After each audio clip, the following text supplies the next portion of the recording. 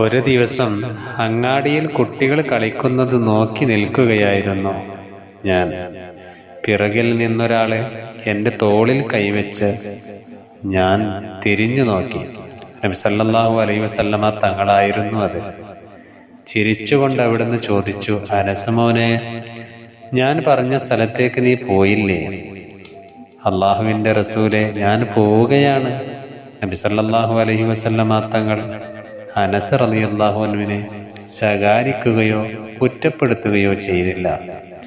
അവിടുന്ന് ഉദാത്ത സ്വഭാവത്തിൻ്റെ ഉടമയാണ്.